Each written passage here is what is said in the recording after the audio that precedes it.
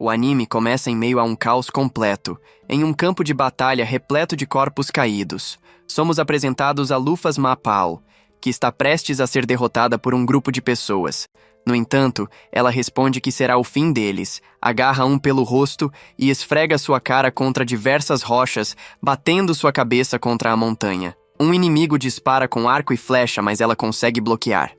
De repente, um lobo surge diante dela e desfere um golpe, porém Lufas bloqueia com facilidade e contra-ataca com uma sequência impressionante de ataques, arremessando o animal para longe. Mesmo após derrotar vários oponentes, outros continuam surgindo.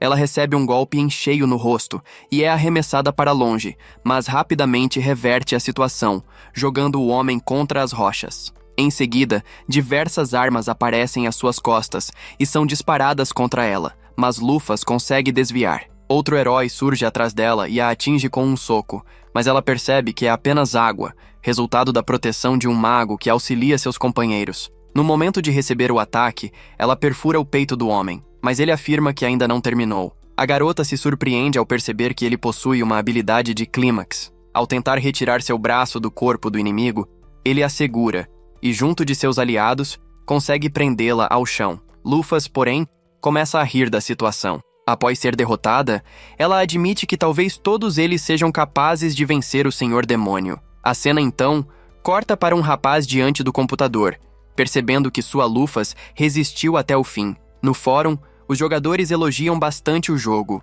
Subitamente, surge a deusa da criação, Alovenus. O jovem reconhece que é a deusa responsável por criar o mundo de Engate e se questiona se aquela é uma mensagem oficial da empresa. Nesse ponto, Lufas já é uma chefe tão importante quanto o próprio Rei Demônio. O garoto havia alcançado um nível impossível de ser ignorado, até mesmo pela desenvolvedora. Sem entender qual seria sua função, ele decide aceitar. Ao acordar, confuso, percebe várias pessoas à sua frente e acredita estar sendo alvo de uma pegadinha. Olhando para baixo, nota que se transformou na personagem do seu jogo favorito, com um corpo repleto de traços femininos delicados. Sempre pensou que, se fosse uma garota, gostaria de ser bonita, razão pela qual criou sua personagem assim. Agora, se questiona se está sonhando ou se realmente entrou no jogo. Ao tentar falar com os outros, apenas elevar a voz já faz com que todos caiam ao chão, devido à pressão esmagadora de sua habilidade racial. Pressão. Ele tenta controlar essa intimidação, mas, mesmo após algum tempo, as pessoas ainda sofrem seus efeitos. Finalmente, consegue amenizar a situação. Embora a tensão permaneça, os presentes começam a temê-la, mas Lufas apenas deseja entender como foi parar ali. Um elfo, porém, desmaia diante dela. Logo descobre que se passaram 200 anos desde que foi selada. O Rei Demônio ainda vive, e para derrotá-lo, tentaram invocar um herói através do engate, mas quem surgiu foi ela. O garoto então percebe que está realmente dentro do jogo, agora na pele de uma garota. Apesar da surpresa, sente alegria por poder viver no mundo que tanto amava. Contudo, entende que a prioridade não é agir como fã, mas decidir o que fazer diante dessa nova realidade. Vendo todos em choque, opta por partir imediatamente. Ela explica que não tem intenção de interferir no mundo. Apesar da derrota, a batalha lhe trouxe satisfação. Não é mais Lufas, a conquistadora, mas uma jovem cujas esperanças foram frustradas. Questionada sobre para onde iria, responde apenas que deseja ver o mundo atual e apreciar sua forma. Pede que se esqueçam dela e sugere que realizem outra invocação de herói. Ao levantar voo, maravilha-se com a sensação de usar asas de verdade e contempla o mundo de Engate Online sob uma nova perspectiva. Para qualquer jogador, não há nada mais divertido do que explorar seu jogo favorito na pele de sua própria criação. Ao avançar, avista algo gigantesco e percebe que ainda existe, já sabe para onde ir primeiro.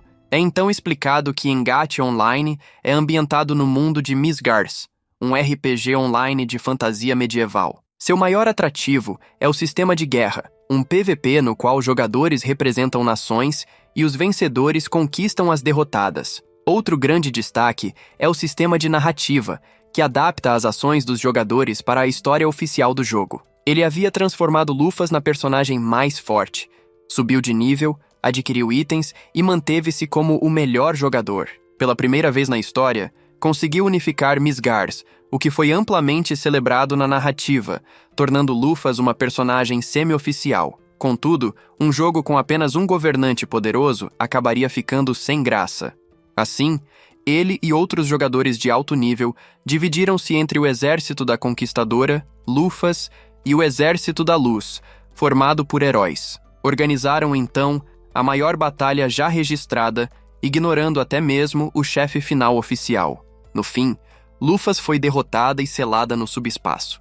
Agora, de volta ao mundo, ela contempla sua base, a Torre do Céu Mafal. Ao entrar, percebe que não está tão preservada quanto imaginava, mas a essência permanece. Sente nostalgia ao lembrar de quando seus amigos se reuniam ali para conversar, beber e se divertir. De repente surge Dina, uma garota que aguardou 200 anos pelo retorno de Lufas. Questionada, ela se apresenta como a conselheira. O jogador se lembra de tê-la criado como uma simples NPC de cenário, com a função de conselheira de Lufas, e fica chocado ao perceber que ela ganhou consciência e esperou por todo esse tempo. Lufas pede desculpas por tê-la esquecido e promete não repetir o erro. Explica que foi invocada por humanos e Dina imagina que eles devem ter ficado em choque. Em seguida, revela que, a oeste, está a nação de Laevaten, que havia preparado a invocação de um herói. Lufas pede mais detalhes sobre o que ocorreu após sua partida. Descobre que os heróis que a derrotaram ficaram conhecidos como os 7 heróis, cada um fundando sua própria nação. Dos 7, 4 já faleceram de velhice, restando apenas 3, pertencentes a raças de vida longa. Ela pergunta se eles também seriam jogadores, mas Dina explica que o Rei Demônio continua vivo e chegou a derrotar os 7 heróis. Os 12 estrelas ainda existem. Oficialmente chamados de 12 estrelas celestiais da conquista, eram monstros raríssimos que Lufas conseguiu recrutar, concedendo aos 12 mais poderosos esse título de prestígio. Naquela época, achava que um chefe importante tinha que ter algo como os clássicos 4 generais. Gostaria de saber como eles estão. A garota conhece o paradeiro de 6. Destes, 2 se juntaram ao exército do Rei Demônio para buscar vingança contra os humanos que a derrotaram. Lufas sabe que sua escolha fez com que tudo chegasse a esse ponto, mas considera essa decisão bastante deplorável. Será necessário dar a eles uma forte advertência. Lufas acha tudo isso muito divertido e precisa ver com seus próprios olhos a situação atual do mundo. Também precisa verificar se os 3 heróis são jogadores como ele. Assim, Lufas decide partir em uma jornada para reunir as 12 estrelas. Impedir quem age de forma insensata é sua responsabilidade. Dina localiza e informa que o mais próximo deles é Svel. Nesse local também está um dos 7 heróis. Ares tentou várias vezes invadir Svel e continua tentando até hoje. Lufas já sabe para onde deve ir, mas a garota pede para que espere um pouco, pois não tem nenhum centavo. Lufas decide ir mesmo assim, mas ela insiste para que não faça isso de forma descuidada, já que muitas pessoas conhecem seu rosto. Então, Lufas veste um capuz para poder andar pela cidade, mas ainda assim continua chamando a atenção. Ao olhar para dentro da guilda, ambas são encaradas, e Lufas se lembra de quando fundou aquela nação. Ao observar as missões, Dina indica procurar gatos, mas Lufas recusa, pois não é boa nesse tipo de tarefa. Logo à frente, percebe a presença de orcs. É explicado que, quando derrotadas, essas criaturas têm 3% de chance de dropar um item que aumenta o HP máximo. Ao entrar na floresta, Lufas nota um grupo de orcs parados bem na entrada. Ela cria uma espada e os destrói com extrema facilidade. No entanto, é cercada por diversos orcs, mas ainda assim elimina todos sem esforço, cortando suas cabeças como se não fossem nada. O líder dos orcs fica furioso e desfere vários golpes, mas Lufas desvia de todos e aparece diante dele. Apenas tocando no monstro, consegue destruir sua cabeça, deixando Dina em estado de choque.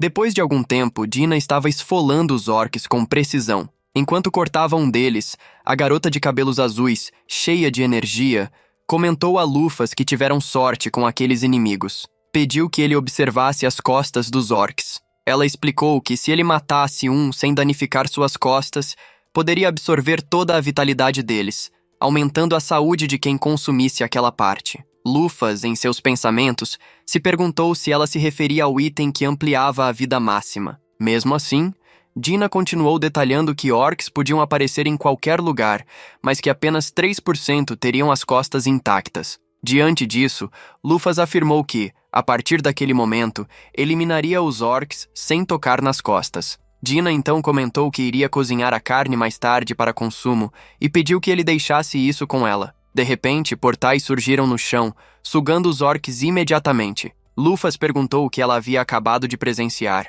Dina explicou que se tratava de magia de teletransporte, que levaria os corpos à torre para transformá-los em carne seca. Antes disso, sugeriu que libertassem as mulheres sequestradas pelos orcs. Após algum tempo, concluíram o resgate das prisioneiras. Dina aproximou-se de Lufas e comentou que os orcs não haviam profanado ninguém, parecendo até se importar. A protagonista, nada surpresa, comentou que era esperado, afinal, orcs eram cavalheiros.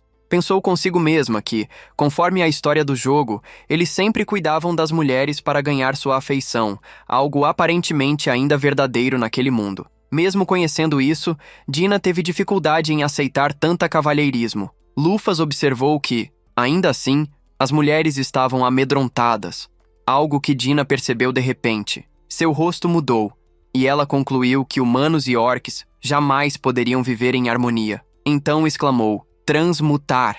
Um punho gigantesco emergiu do chão, que ela chamou de braço direito de Hognir. Com ele, destruiu o covil dos orcs, garantindo que não houvesse sobreviventes. Depois, perguntou se Lufas queria que apagasse as memórias das mulheres. Ele questionou se seria necessário, e Dina, com expressão severa, confirmou. Além disso, poderia implantar falsas memórias e personalidades. Mas Lufas ficou aliviado ao saber que não precisariam ir tão longe desta vez. Dina aceitou e sugeriu que retornassem imediatamente à aldeia. Eles se transportaram em um enorme golem de pedra, acompanhados das mulheres salvas. O protagonista perguntou a Dina por que ninguém cuidara dos orcs e por que eram tão simplórios. A garota de cabelos azuis comentou que talvez não houvesse incentivo, mencionando que o nível de combate havia caído muito nos últimos 200 anos. Lufas perguntou o que isso significava.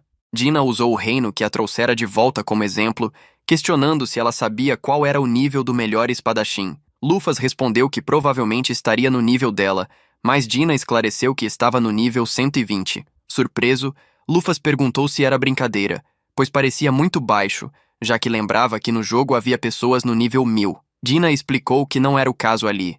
Seu tempo tinha sido incomum.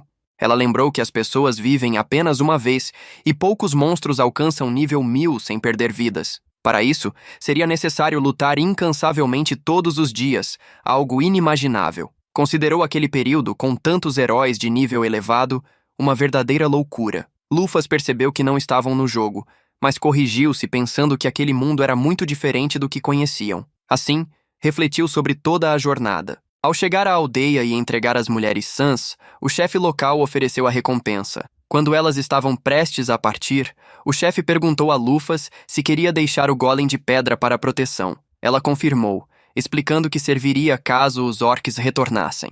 Enquanto se despediam, um aldeão solicitou que ao menos dissesse seu nome. A protagonista estava prestes a responder, mas Dina interferiu, declarando que seu nome seria Esfalu. Irritada, a protagonista pisou no pé de Dina. Ofendida, Dina exigiu explicações, mas a garota reclamou por ter sido chamada de Falu. Dina reforçou que não podia usar seu nome verdadeiro livremente e lhe deu um pseudônimo. Lufas continuou reclamando, e Dina a silenciou, pedindo que seguissem para a troca de painel. Dentro de uma carruagem, conversavam sobre a nova quantia de dinheiro, suficiente para ir a Isbel. Enquanto Lufas pensava, refletiu que precisava deter uma das 12 estrelas, Ares, o carneiro, que invadia Esbel. Em uma breve cena, o animal foi visto parado no meio de um lago. Voltando ao protagonista, ele mencionou que precisava verificar a presença de outros jogadores, possivelmente um dos 3 heróis sobreviventes do confronto. Planejava começar com Megris.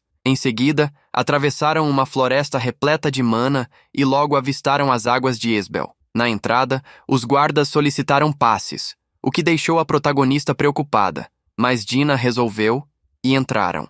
Dentro da cidade, Dina explicou que se tratava de Belisgo, fundada por um dos heróis. O elfo Megris, conhecido como Rei Sábio, destacou que o país era singular devido à abundante mana, com foco em escolas de magia e conhecimento. Aquele que desejasse tornar-se mago ou estudioso se reunia ali. Lufas perguntou se por isso o lago emitia luz. Dina confirmou e questionou se a mana afetava seu corpo. pois seres salgados não a apreciam. A protagonista respondeu que desconhecia a opinião de outros seres salgados, mas achava agradável e refrescante. Ela então mencionou que iriam ver Maegres para algumas perguntas, o que preocupou Dina, que questionou se planejava invadir o castelo. Lufas negou, lembrando que Ares já causava problemas, então preferiu não piorar. Contudo, priorizando o conhecimento e informações dos últimos 200 anos, sugeriu ir à biblioteca. Perguntaram a um homem careca chamado Gans, um mercenário, que indicou a parte leste da cidade e se ofereceu para guiá-los, percebendo que eram novatos. Dina os apresentou a ele e a Lufas. Durante o caminho, observaram a animação do local. Gans confirmou, mencionando que poucas pessoas sentavam-se ali atualmente, já que Ares, uma das 12 estrelas, atacava sem cessar.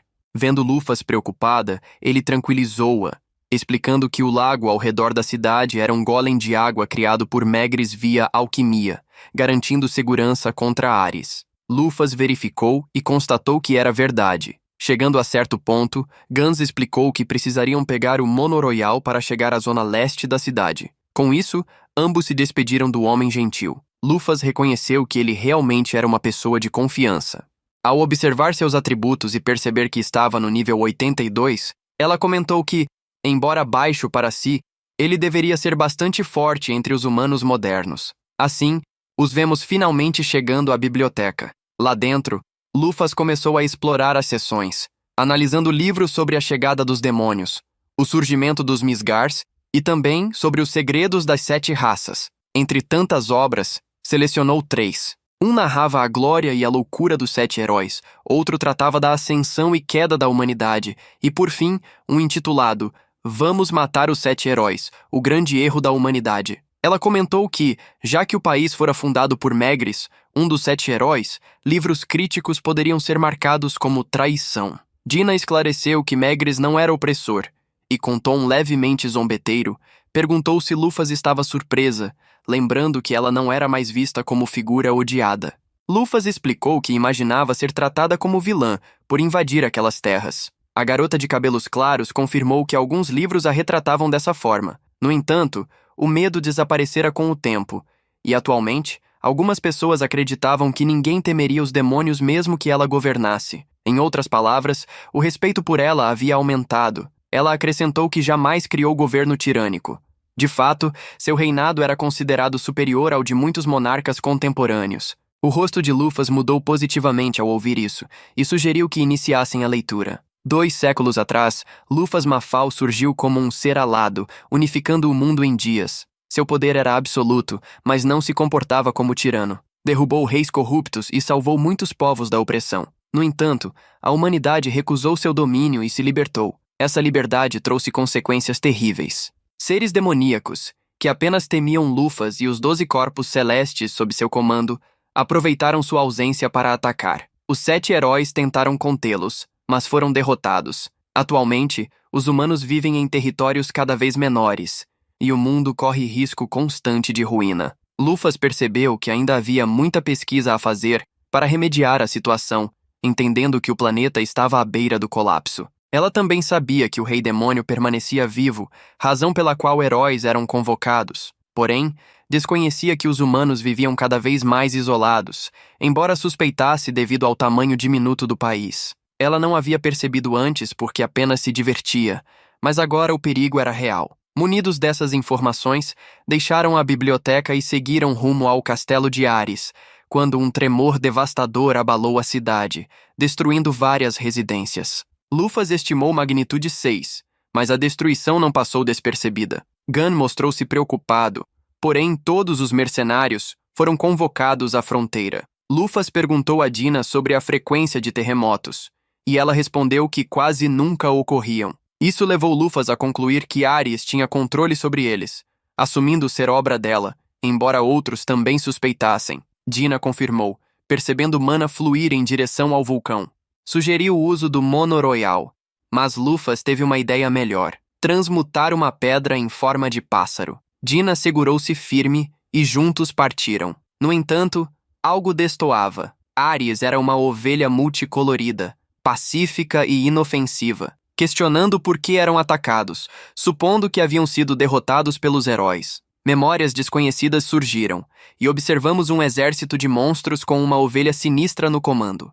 Vemos então um passado em que uma ovelha chorava sozinha na floresta até encontrar algo que parecia ser Lufas. Esta ovelha multicolorida era lendária, nascendo a cada 500 anos. Surpresa com a criatura, a observadora tentou entender sua tristeza, imaginando que sofria com ataques humanos e monstros. Sua lã era mais valiosa que ouro. Ao vê-la se afastar, perguntou sobre o sentido de seu choro. Se lamentava por sua fragilidade, deveria enfrentar inimigos. Como não parava de chorar, foi instruída a continuar assim pelo resto da vida. A ovelha então olhou para ela e a mordeu. Observando a reação, foi convidada a se juntar à ovelha para ganhar força e dominar o mundo. Ao perguntar seu nome e descobrir que não tinha, a nomeou Ares. No presente, todos os mercenários se reuniram para a batalha final. Johnny questionou Gunn se aquela era a ofensiva definitiva de Ares. Confirmando, as tropas se posicionaram.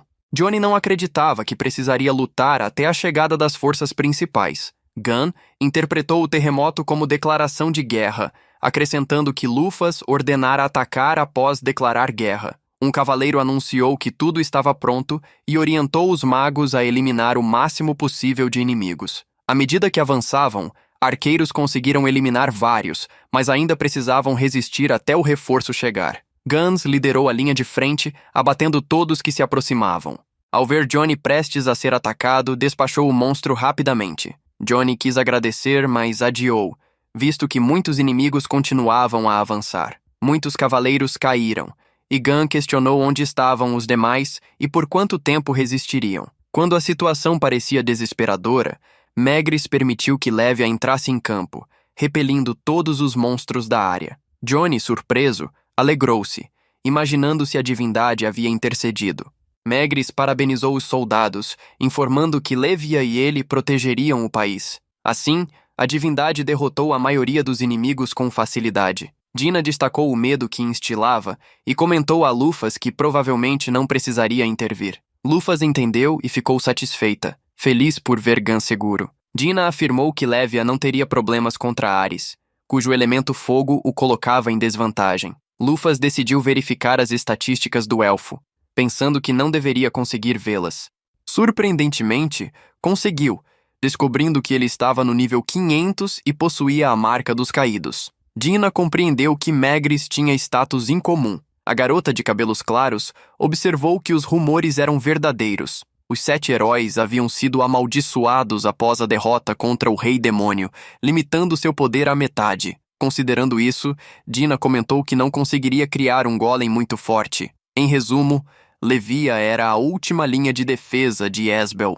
Nesse momento, Ares surgiu, e Lévia atacou imediatamente. Por um instante, parecia ter vantagem, até que Ares lançou uma poderosa bola de fogo, que, embora parecesse errar, tinha como alvo Megris. Lévia rapidamente usou seu corpo como escudo, e quando Ares foi repelido, Megris gritou, "Onda!", criando uma gigantesca onda que inundou toda a área. Ares, porém, elevou-se no ar, formando camadas de fogo, avançando para atacar Megris. O último se protegeu erguendo uma barreira, mas quando esta estava prestes a ceder, Lévia apareceu, detendo Ares. Os cavaleiros, observando à distância, comentaram confiantes que poderiam vencer, com o que Lufas concordou. No entanto, ele destacou que a saúde máxima de Lévia havia sido bastante reduzida, e por isso ela acabaria perdendo. Acrescentou ainda que o plano de Ares não era vencer, apenas fingir seu ataque para enfraquecer Lévia. Observando os monstros, enfatizou que, por serem muito fracos, serviam apenas como isca. Com tudo isso, reforçou que Ares era extremamente astuto, algo que Dina confirmou, lembrando-o que ela mesma planejou tudo daquela forma. Deixando isso de lado, o carneiro se libertou de Lévia. Lufas percebeu que, se continuasse enfraquecendo Lévia, estariam em perigo. Com essas palavras, ela segurou a mão de Dina e pularam diretamente em direção a Ares.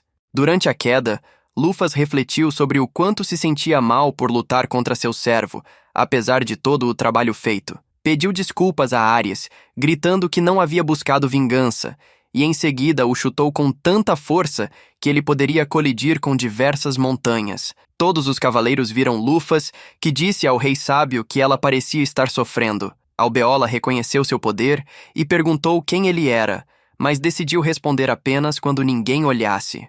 Megris reconheceu a voz e o jeito de falar, sem acreditar que fosse ela. Lufas comentou que cuidaria de Ares e ordenou que Dina continuasse com o teletransporte. Antes de partir, o elfo avisou que alguém manipulava a sede de vingança de Ares. Se fosse quem ele pensava, duvidava que precisasse alertá-la, mas pediu cuidado. Lufas agradeceu o aviso, vindo de um velho amigo, e voou para longe, deixando Dina tonta e Gans curioso sobre sua identidade.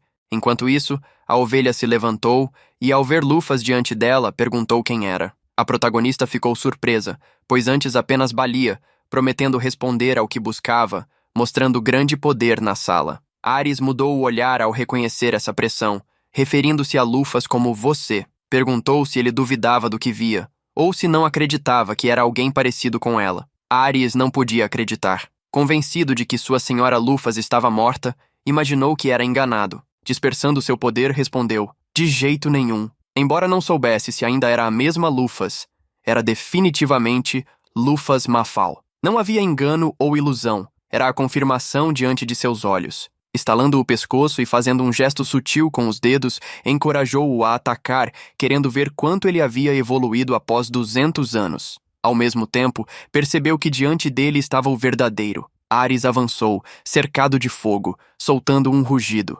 Lufas admitiu estar animada, ansiosa por uma luta real após chegar àquele mundo. Com um sorriso, ordenou que atacasse. Ares lançou seu ataque furiosamente, e Lufas conseguiu detê-lo apenas com a mão, apontando que ele ainda era o mesmo de 200 anos atrás. Adorável. Estranhamente, disse que iria abraçá-lo, mas o lançou ao céu e então comentou que iria acariciá-lo. Ela o acariciou e com alguns golpes o jogou com força ao chão.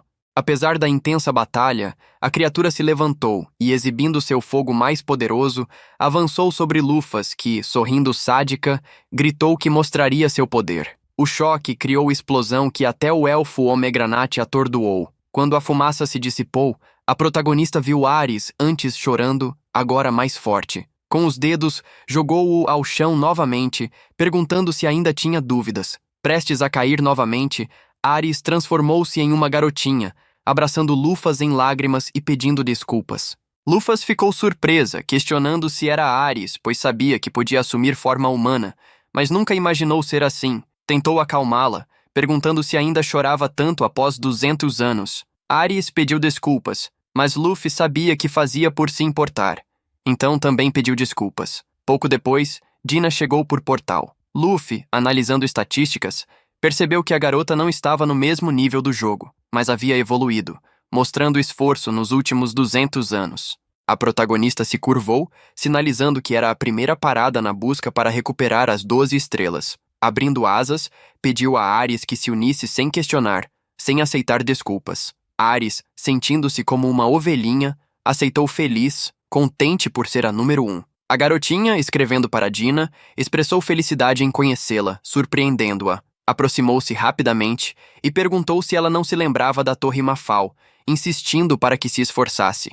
Ares a reconheceu como a garota sempre em segundo plano, admirando sua capacidade de se mover. Dina, ofendida, perguntou se ela achava que era móvel. A garota não parou, também se espantando por poder falar. Dina respondeu o mesmo, mas reclamou com a mãe, pois a menina dizia coisas cruéis, e começou a chorar. Lufas percebeu e pediu que Ares não a incomodasse. A menina explicou que não incomodava, apenas expressava o que pensava, o que para Dina era pior.